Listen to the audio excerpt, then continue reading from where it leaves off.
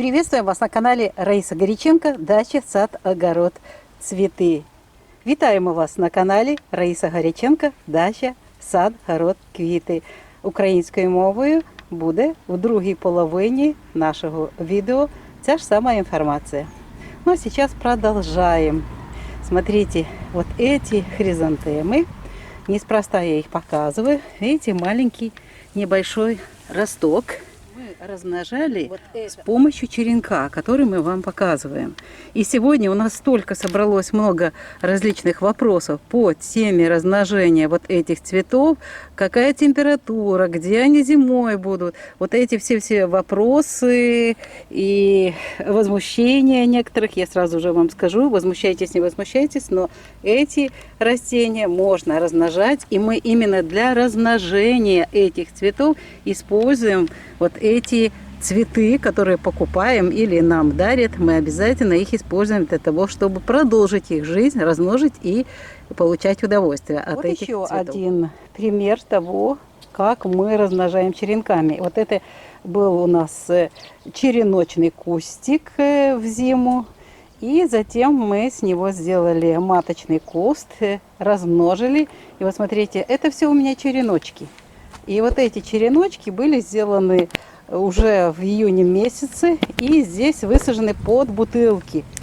И здесь был тенечек и вот такая красивая поляночка. Потому что мне пишут, зачем вам столько много? А затем, чтобы вот делать такую красоту у дома, именно полянки вот этих цветов, чтобы земля не пустовала, а радовала нас. И земле очень нравится, когда на ней ухоженные растения. Теперь отвечу на вопрос, как получить все-таки крупный цветок, потому что возмущаются. Вот был букет цветочков. Вот, но это в данном случае я показываю, у меня рядышком мелкие, вот эти букетные. И вот вместо крупного цветка получили много мелких. Почему так произошло? А дело в том, что вот смотрите, есть такая особенность. Видите, сколько у меня здесь? Вот обломанные, обрезанные. Это в пасынках обязательно формируется. Кстати, вот здесь внизу снова же видно очень хорошо. Видите? Вот. Его снова надо убирать. Вот этот маленький бутончик, их надо, вот снизу тоже еще бутончик. Они постоянно их образовывают. Вот, еще один есть. Вот, здесь нужно постоянно и пасынки убирать. Вот, опять же, видите? Вот, и убирать, самое главное, убирать вот эти бутоны. Видите, снова же бутончик появляется. И, естественно, все питательные вещества, он первый идет от корня. Естественно, для него сейчас пойдут все питательные вещества, поэтому вот их нужно постоянно обрезать. Видите, даже просто можно просто обломать вот этот цветочек и все, убрать бутончик. И вот здесь кверху остается у нас один цветок. В данном случае я оставила два цветка. Так вот получилось у меня, не успела, упустила этот момент, но зато эти цветки тоже среднего размера. Если был бы один цветок, был очень крупный. В теплицах, кстати, выращивают именно в один побег, высаживают и формируют один побег. И вот эти зеленые операции проводят постоянно для того, чтобы сформировать один вот такой красивый цветок. Вот здесь у меня оставила я несколько побегов, и на каждом побеге по несколько цветов. Они не такие крупные, но очень красивый именно букет, сочетание вот этих два цвета, кремовый и лимонный, довольно-таки красивый этот букет. Вот он у меня вот такой, рядышком мультифлора, очень красиво смотрятся вот эти цветы. Посмотрите, еще вариант, это тоже крупноцветковые, среднерослая, но здесь в тени она чуть-чуть вытянулась. Вот смотрите, когда оставляю два цветочка, два бутона, вот они помельче и будут позже раскрываться. Рядышком тоже побег, и здесь один бутон оставлен, и он уже, смотрите, какой крупный, какой он красивый. Это для того, чтобы понимали, что нужно постоянно обрывать бутоны и пасынки удалять. Оставлять один побег и на побеге один цветок. Тогда он будет крупный. Вот еще один вариант тоже из буквально череночка. Вот такой у нас кустик получился. Мы нарезали черенки весной из маленького растения. Ну, а черенки укоренили. И здесь рядышком тоже есть такой кустик. А здесь высадили вот то, что было именно осенью укоренено именно с череночка. Вот видите, какой он большой кустик получается. Это своеобразный маточный куст. Еще один часто попадающийся в комментариях вопрос. И он звучит так: что делать после укоренения черенков в торфяных таблеточках или же в стаканчиках, кто как что может делает. Следующий момент, когда мы видим, что появляются корешки и начинают зеленеть новые листики, растение уже видно, что развивается. Дальше мы используем посадку уже торфяные таблетки, высаживаем в стаканчики или же в горшочки. Горшочки самые маленькие в первое время, пока там будет формироваться корневая система, растение будет осваивать почву, пройдет определенный период времени, это где-то еще до месяца будет. Это у нас уже будет конец ноября или же декабрь. Далее снова же будет перевалка и снова в больший горшочек для того, чтобы продолжать формировать корневую систему. Далее такие вопросы попадаются в нашей почте. Как содержать черенки? Сразу же хочу сказать, что не на солнцепёке. И хризантемы не любят жару, и солнце не любят. Поэтому вот у нас есть южное окно, и там елка, у нас буквально пару часов только солнце туда попадают его лучи, и все. А так в основном это рассеянный свет. И мы в этот период не досвечиваем растения, а стараемся выносить, если не жарко, в теплицу, чтобы там как раз проходил вот этот важный процесс фотосинтеза. И о температуре. Очень важно. Температура на подоконнике у нас плюс 18, плюс 20. Самая высокая плюс 22. Кстати, плюс 22, если днем в теплице зимой, то очень хорошая вот от 18 до 20, даже от 15 плюс 15 плюс 22. Вот эта температура тоже хорошая для того, чтобы уже череночки в горшочках ходили гулять в теплицу и там продолжали вегетацию. Сегодня 26 октября 2022 года. Вот у меня уже после посадки из таблеточек, то есть вместе с таблеточками были пересажены в горшочки. И вот они здесь у меня на окошке, на подоконнике, в ящичке. Все застелено, здесь они живут. Вот еще здесь также в коробке не хватило места. И сюда я отправила. Вот помните, в стаканчике был, он продолжает расти. Здесь даже листик остался зеленый, так что есть шанс, что может еще появиться и маленький росточек. Но снова же это не всегда бывает. И тот, кто сильно переживает, что их много, не переживайте.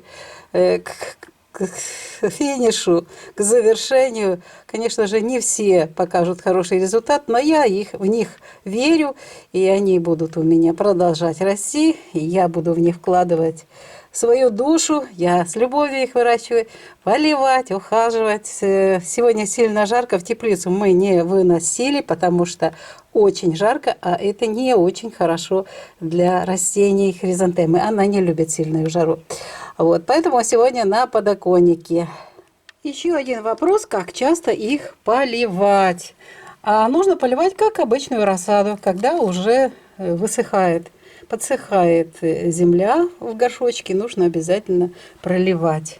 Лучше вот реже, но основательно.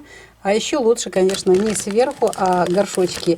Я уже когда в теплицу выношу, тогда горшочки просто устанавливаю в такие ванночки маленькие, тавочки, и там заливаю эти растения снизу. Тавочки и растения снизу получают воду. Насыщается почва в горшочках именно с нижней части и поднимается вверх. И так получается, что наращивается хорошая корневая система. Ну, а смотрите, у меня еще вот сейчас последнее черенкование. Таблеточки уже подсыхают. Снова же смотрю, ага, значит, можно подлить снизу. Желательно, конечно, снизу. И нужное количество воды поступит каждую таблеточку. Это, кстати, тот вариант, когда я вам говорила, что черенкование именно в период убывающей луны, оно не такое, как в период растущей луны. Поэтому в ближайшее время растущая луна используйте для черенкования. А в ближайшее время это как раз Козерог, это дни корня, растущая луна. 30-31 октября очень хорошее время для проведения черенкования. И еще дополнение. Вот у нас горшки все больше и больше появляется. Мы заносим, выносим, а там уже и весна. И мы устанавливаем горшки уже на земле, там, где уже находятся маточные кусты других хризантем. В случае похолодания накрываем, но вот они в теплице продолжают вегетацию и жить, и готовятся к тому, чтобы расти уже в открытом грунте. Смотрим за тем, чтобы была земля влажная, но не мокрая в горшках. Нельзя переливать хризантемы при переливе, и если ночью прохладно, они погибают. Очень быстро корневые гнили уничтожают их. Поэтому лучше не долить, чем перелить. И вот уже в феврале мы следим, как бы нашим растениям было более комфортно, поливаем их и уже можем даже добавлять в полив витаминки. У нас есть такие удобрения. И кремний используем. Но это отдельная тема о том, как мы поливаем весной. У нас есть много видео. Все растения одинаково готовлю. Кремний развожу, витамины туда добавляю или еще какие-то удобрения. И вот все это органика. И потихонечку поливаем для того, чтобы дать силу для роста вот этих молодых побегов, из которых мы нарезаем черенки. Ну, а напомню, в сильные морозы, если мы высадили наши растения, когда зимой очень холодно, мы накрываем несколько снова же слоев агроволокна и сверху еще пленкой. И в поликарбонатной теплице, то есть теплице, укрытой поликарбонатом, мы используем вот эту теплицу как домик, зимний домик для наших хризантем. И не только для хризантем. Вот и подошел к завершению наш сегодняшний выпуск. Мы постарались ответить на все ваши вопросы. Если что-то где-то упустили, напоминайте. Будем дальше рассматривать их и разбираться во всем. Мне очень хочется, чтобы у вас все получилось и все было хорошо. И чтобы у вас тоже были красивые хризантемы. Если у вас не получается удержать их на улице, холодно, высаживайте в горшки, ведра и заносите на веранды неотапливаемые, там, где нету мороза, но где-то плюс пару плюсов. И тогда ваши растения до Нового года будут радовать вас цветами. Мы прощаемся с вами, желаем вам мира и тепла, и уюта, и красоти в вашем доме, в вашій житті. До нових зустріч на нашому каналі. Пока-пока. А тепер відповідь на питання, як все-таки сформувати одну квітку, щоб була квітка крупна. Деякі просто посадили на наступний рік, виросла, і з малесенького живця отримали кущ, а потім гарний кущ з квітами, але не отримали от таку здорову квітку, велику квітку. Що необхідно для цього робити? Необхідно з пагона весь час забирати, відрізати, вирізати ось такі пасинки, тому що на них йде багато речей, вітамінів, мінералів, всього харчування. І для того, щоб цього харчування не було на оці різні пагони, на квітки, треба все це забирати. Бачите, у мене тут ця квітка одна, і вона буде досить велика. А ось, дивіться, поруч, це середньоросла, але теж з великими квітками, великоквіткова хризантема. І ось я її тут поруч, забулося з нею один отакий малесенький, зараз ми його вилимаємо, бутончик. От. Коли залишаєте одну квітку, вона буде досить велика. Якщо ж залишаєте декілька квіток, як у мене ось тут, вже бачите, тут цілий букет, то вони будуть менші, чим повинні бути, якщо забирати оці і пасинки, а також всі нарости, які є, які формуються, бутони, все це, що формується, ми обов'язково повинні забирати. Дивіться, до речі, тут як букет, але бачите, теж тут є ще бутончик, ми його забираємо. І ось тут я залишила, це один у мене такий, бачите, одна рослинка і тут цілий букет. Вони лишні, ці бутони от по бокам, але тут достатньо дуже хороша кормова база, харчування тут добре, і я залишила, і тут у нас буде цілий букет з одної рослинки, от такий гарний букет цих великоквіткових хризантем. А ось варіант, коли мої великоквіткові хризантеми, я залишила по декілька стебел і на кожному стеблі залишила по декілька квіток. От бачите, от 3 квітки на одному стеблі. І тут у мене от такий гарний букет сформувався.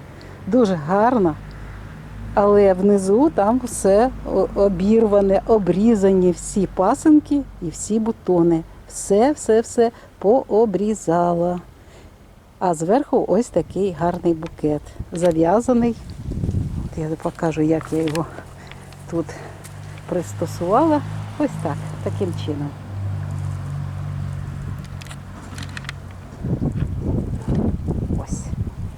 Ось такий гарний букет. Ось іще один варіант, коли одна квітка залишена і 2 квітки.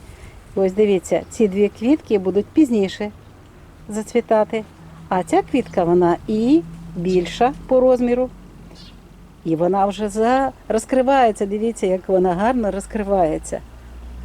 І дуже гарно видно тут на цьому прикладі, що саме потрібно залишати одну квітку для того, щоб мати таку велику, гарну квіточку, і вона раніше починає зацвітати.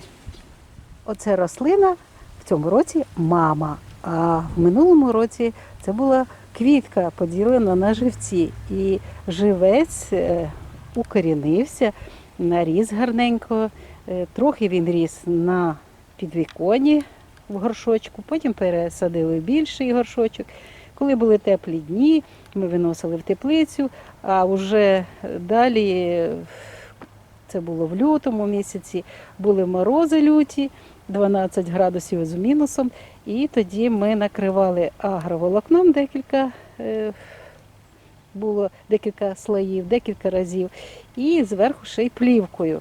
Але як тільки мороз закінчувався, ми знову знімали все укриття і наші рослини продовжували знаходитися в теплиці. А коли вже в березні місяці стало тепліше, ми їх поливали і вони почали нарощувати малесенькі такі стебелка. І оці стебелка, живці майбутні ми нарізали з цього корча і розмножили. А цей корч ми посадили ось тут, у відкритому ґрунті, і ось він такий. Цей кущ є мамою для всіх інших такого ж сорту корчів гарної хризантеми. Назву не знаю, але вона, коли розкривається, дуже-дуже гарна. Сьогодні, 26 жовтня 2022 року, ось такі рослинки вже в горшочках продовжують свій ріст. Я їх вже полила. Скорпіон. Вчора був дуже добрий час. Ось вони политі. Сьогодні вони не вийшли гуляти в теплицю, бо дуже там жарко. Там зараз більше плюс 30 градусів, і тому їх не можна туди виносити. Хризантема не любить сильну жару. І ось дивіться, ті, що у нас залишились, от в стаканчику є рослинка. І всі рослинки, які ще мають зелену якусь частинку, листочок, стебелко. Все це у нас продовжує знаходитися в ґрунті тепер уже і в малесеньких горшочках, стаканчиках для того, щоб вони могли далі розвиватися і рости. Ви запитуєте, як часто відкривати оцю коробку, яку ми плівкою накрили. Кожного дня на 30 на 60 секунд відкриваємо і закриваємо. По-перше, ви приходите і спілкуєтеся з рослинами. І так, 2 неділі, протягом 14 днів ми даємо їм повітря. Вони за цей час вже набираються сили і починають там з'являтися маленькі корінчики. І тому вже через 14 днів поступово починаємо відкривати спочатку отак, частину коробки, потім більшу, половину, декілька днів. Ну і так виходить, що ще неділя буде у нас от частково, а потім ми просто повністю відкриваємо вже цю плівку. І якщо коріння вже почало з'являтися, ми пересаджуємо у горшочки. Отак. І знову ж так перекладаємо у ящички, і обов'язково, щоб у них була оця плівочка, може друга бути плівочка. Тут теж така хатинка маленька, і теж їм дуже звично і добре жити у цьому будиночку. Зверху поступає повітря. Ось і відповіли ми на всі питання, які ви задавали. Задавайте знову ж таки, якщо щось десь не так, або забулися, нагадуйте, ми будемо далі розглядати всі ці питання, далі будемо показувати, що ми будемо робити з цими рослинами. І далі будемо до моменту, до речі, можна і довести рослину до квітки, але тоді коренева система буде дуже слабенькою. Тому квітку можна, одну рослинку собі, щоб квітка одна заквітла, але ж треба, щоб рослина набралася доброї кореневої системи, стала такою сильною, дужою, здоровою, і ми могли з неї вже нарізати малесеньких живців і з них зробити ще нові рослинки. Ось така сьогодні тема. Відповіли. І бажаємо вам всього найкращого. До нових зустрічей на нашому каналі. Хай в вашій оселі завжди буде затишно, тепло і з вами будуть гарні квіти, гарні рослини, і які будуть вам дарувати приємні моменти щастя та радості. Всього вам самого найкращого. До нових зустрічей на нашому каналі. Пока-пока!